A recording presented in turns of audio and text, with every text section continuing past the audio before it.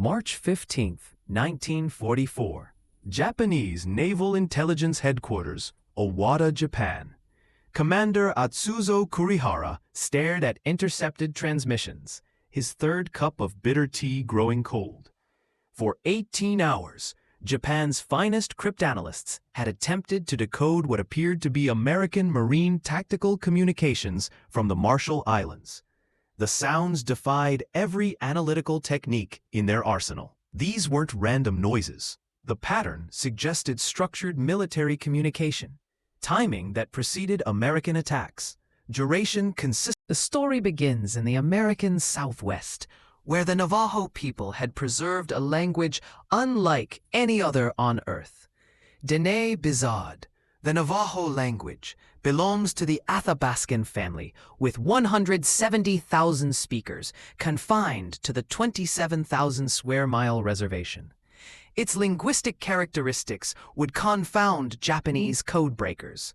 Navajo is fundamentally verb-centered, with complex prefix combinations numbering in the millions. It employs 4 distinct tones, high, low, rising, falling, that completely alter meanings. The phonology includes sounds absent from Japanese, English, and most world languages. Ejective stops, voiceless lateral fricatives, glottalized sonorants. Philip Johnston understood this linguistic fortress's military potential.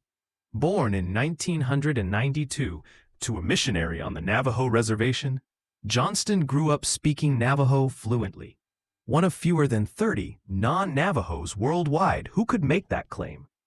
By age 9, he translated his father's sermons. By 15, he traveled to Washington, translating for Navajo leaders, meeting President Theodore Roosevelt. After Pearl Harbor, Johnston envisioned something revolutionary, a formal military code based on Navajo that would be both unbreakable and practical for modern warfare. On February 28, 1942, Johnston demonstrated his proposal to Major General Clayton Vogel at Camp Elliott.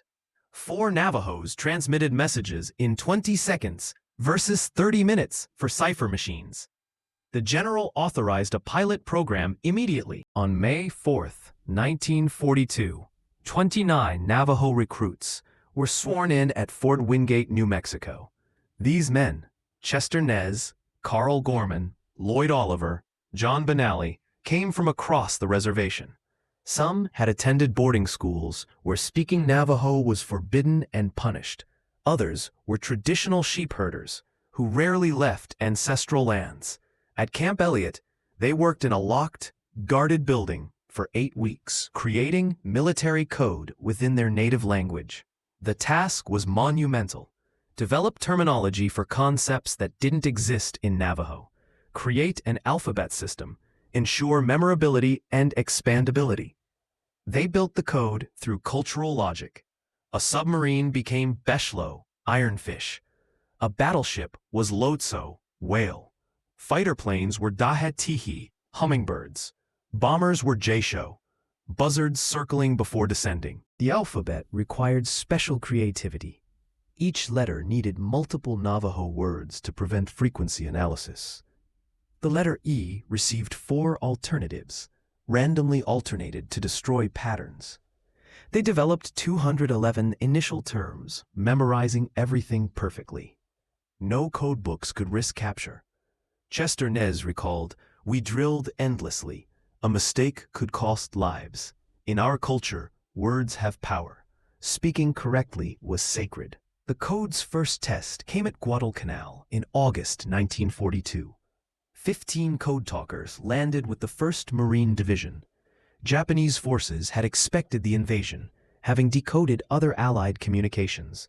But suddenly, Marine tactical messages became incomprehensible.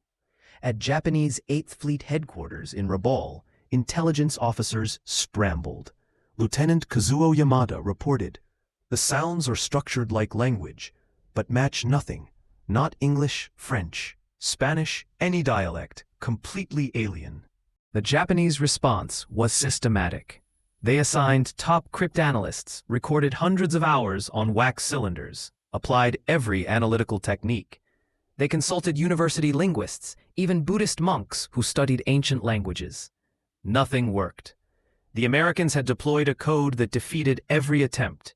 Japan was fighting blind. Joe Kiyomiya, a Navajo soldier captured at Bataan in April 1942, became Japan's best hope. Though fluent in Navajo, he had no knowledge of the military code. When cryptographers played him code talker recordings, Kiyomiya heard Navajo words in meaningless combinations. The turtle is attacking the iron fish. The hummingbird carries eggs. When he couldn't translate, interrogators accused him of lying. The torture escalated. Water torture, beatings, hanging by arms. In winter 1943, they forced him to stand naked in snow until his feet froze. Through everything, Kiyomiya could only repeat the truth. He understood words, but not their military meaning. Success at Guadalcanal led to immediate expansion. Major General Alexander Van de Grist wrote, "The Navajo communicators have proven invaluable. Their transmissions are faster than any encoding device and absolutely secure. By war's end, between 375 and 420 Navajo Marines served as code talkers across all 6 Marine divisions. Training was unlike anything in Marine Corps history. Recruits practiced in soundproof booths with battlefield noises. They transmitted wearing gas masks while running through exhaustion." Thomas Begay, who enlisted at 15, described, "They pushed us beyond possible. Lives depended on our accuracy." The code evolved continuously. The atomic bomb became Aishi, metal egg. Kamikaze pilots were Nagizi, death wind. Each edition was logical to Navajo speakers, but incomprehensible to outsiders. The Central Pacific Campaign demonstrated the code talkers' strategic importance. At Tarawa in November 1943, 6 code talkers maintained communications through 76 hours of brutal combat. Lloyd Oliver transmitted continuously for 48 hours, coordinating naval gunfire despite constant shelling. During the Marianas Campaign, 24 code talkers operated around the clock at Saipan. Lieutenant Commander Takashi Furukawa had decoded conventional communications to anticipate the invasion. But once Marines landed, tactical intelligence disappeared. At Peleliu, code talker Jimmy King transmitted for 6 hours during a counterattack after his partner was killed. He coordinated artillery from 3 battalions, sending 40 messages without error under direct fire. The battle for Iwo Jima represented the code talkers' greatest contribution. Major Howard Connor coordinated the entire initial assault through Navajo code. 6 code talkers working in teams maintained continuous communication throughout the invasion's critical first 48 hours.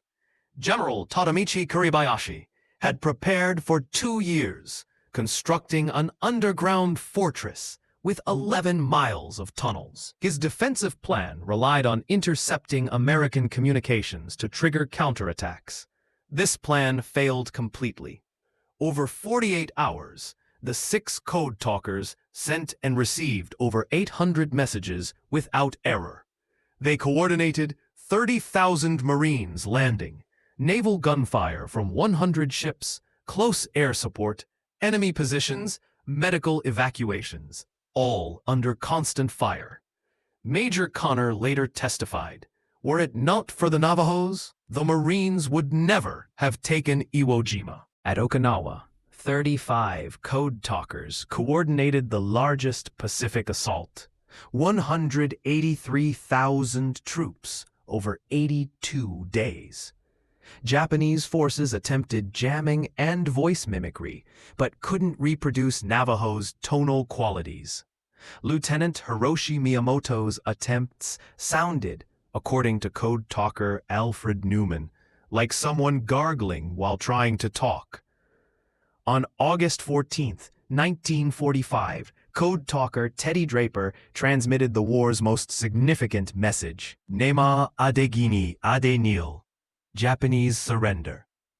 The message went through Navajo before conventional channels. a fitting end to the Code Talkers' war. After the war, American interrogators discovered the extent of Japanese efforts and complete failure. Lieutenant General Seizo Arisue, Japan's chief of intelligence, admitted, "We never broke the Marine Code. We broke Army codes, Air Force codes, diplomatic traffic, but the Marine Tactical Code was completely secure." Captain Yasuji Kawamoto was specific. "We recorded thousands of transmissions. Our best linguists studied them for 3 years. Nothing worked. It was our greatest cryptanalytic failure," Colonel Masao Yamada admitted. Inability to read Marine communications cost thousands of lives. Every Marine operation after 1942 was a mystery until it began. The war's end didn't end the Code Talkers' burden. The program remained classified for potential Cold War use. Code Talkers returned home, unable to discuss their service. They returned to states denying them voting rights, until 1948 in New Mexico and Arizona, 1957 in Utah. Hotels and restaurants refused them service. They were heroes who couldn't reveal their heroism. Chester Nez, last of the original 29, wrote, "We were warriors who helped win the war, but couldn't tell anyone. The burden was heavy." In 1968, the program was declassified. President Reagan declared August 14, 1982, as National Navajo Code Talkers Day. The most significant recognition came July 26, 2001, when President Bush presented congressional gold medals to the original 29 in the Capitol Rotunda. The Navajo Code Talkers achieved military history's most remarkable feat, creating an unbreakable code that defied Japanese intelligence throughout World War II. Between 375 and 420 Navajo Marines served, transmitting tens of thousands of messages without error under combat conditions. The deeper significance lies in what they represented. American Indians used their native language, which the government had tried to eradicate, to defend that nation. Japanese failure wasn't just tactical defeat, but fundamental blindness. They prepared for American technology, not American diversity. The empire proclaiming racial superiority was defeated partly by that diversity. The Code Talkers proved America's greatest strength wasn't industrial capacity, but human diversity. Linguistic variety became strategic advantage. Today, as the last Code Talkers pass into history, their legacy endures. The language once forbidden is taught with pride. Native American veterans are recognized for serving at highest per capita rates. The voices speaking Navajo across Pacific battlefields carried a transcendent message. America's strength comes from many voices, peoples, and languages, united in purpose, but strengthened by differences. The unbroken code proves differences aren't weaknesses, but strengths to celebrate and preserve. Japanese intelligence officers who failed understood best. Some codes are unbreakable, not through mathematical complexity, but through human culture's infinite complexity itself. The Code Talkers sent messages Japan never decoded, but their greatest message was universal. Diversity brings strength.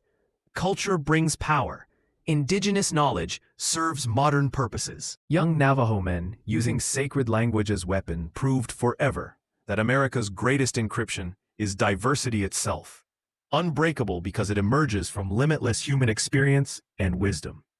The unbroken code remains unbroken, living in every native child speaking ancestral language with pride. Eternal proof that many voices create the unbreakable code of freedom itself.